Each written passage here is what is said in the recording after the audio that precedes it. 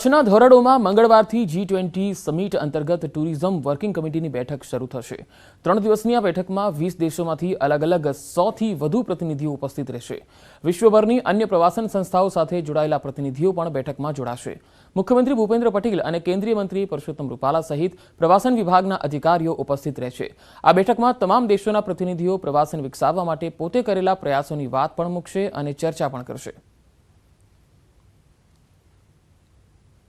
राज्यों में जहां अच्छा काम हुआ है वो विचार, वो बेस्ट प्रैक्टिसेस हम साझा करेंगे और अंतर्राष्ट्रीय जो प्रतिनिधि हैं वो अपने देशों के अनुभव साझा करेंगे, जिससे भारत में ही नहीं और अंतर्राष्ट्रीय स्तर पर ग्रामीण पर्यटन को और सशक्त कैसे किया जाए इसमें विचार हो सकेगा।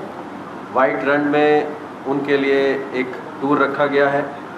माननीय मुख्यमंत्री जी द्वारा उनके लिए, तमाम सब लोगों के लिए एक डिनर का आयोजन भी किया गया है। साथ साथ जो यूनेस्को वर्ल्ड हेरिटेज साइट है धोलावीरा, वहाँ पे भी हम सारे सैलानियों को ले जाएंगे। ઉનાના બીચ પર સાવજો ફરવા નીકળ્યા। સાંભળીને નવાઈ લાગશે, પરંતુ દરિયાકાંઠે એક સાથે 4 સિંહ દેખાયા।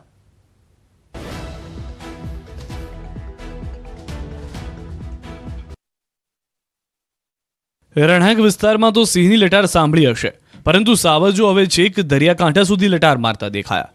ગીર સોમનાથના ઉનાના દરિયાકાંઠે સિંહ પરિવારે ધામા નાખ્યા હોવાનો વિડીયો સામે આવ્યો।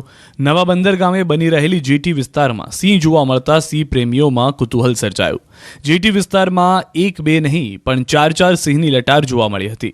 આ વિસ્તારમાં આમ તો ક્યારેય સિંહ જોવા મળતા નથી, પરંતુ એક સાથે 4 સિંહ આવી ચડતા સ્થાનિકોમાં પણ અચરજ જોવા મળ્યો।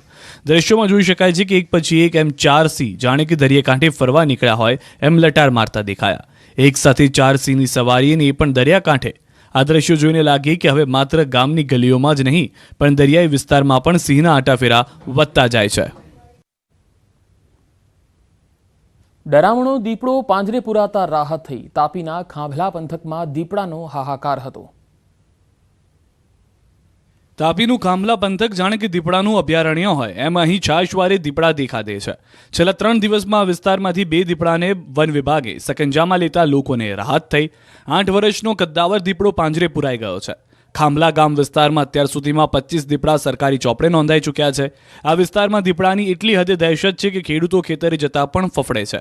દીપડાના ત્રાસથી વન વિભાગ ફરી હરકતમાં આવ્યું અને પાંજરા ગોઠવ્યા હતા। આ વખતે પણ ખાંભલા ગામ નજીકથી જ દીપડો દબોચાયો હતો। ખાંભલામાં કેટલાય દિવસોથી દીપડો ખેતર કે કોતર વિસ્તારમાં વસાહત કરતા રહે છે। દીપડાઓ વારંવાર ખાંભલા ગામના ફળિયાઓ સુધી આવીને પાલતુ પશુઓના શિકાર કરી ચૂક્યા છે। આ વિસ્તારમાં કોતરો પણ આવેલી હોવાથી શિકાર કરી દીપડો કોતરમાં પલાયન થઈ જાય છે। અગાઉ વાલોડ તાલુકાના ખાંભલા ગામમાં દીપડાની દહેશત હતી। આ વિસ્તારમાં અત્યાર સુધીમાં 23 દીપડાઓ પાંજરે પુરાઈ ચૂક્યા છે। અગાઉ આ દીપડાઓએ ખેડૂતોના પશુઓનું મારણ કરીને હાહાકાર મચાવ્યો હતો। જોકે હવે ધીમે ધીમે દીપડાઓ સકંજામાં આવી જતા ખેડૂતોને થોડી રાહત થઈ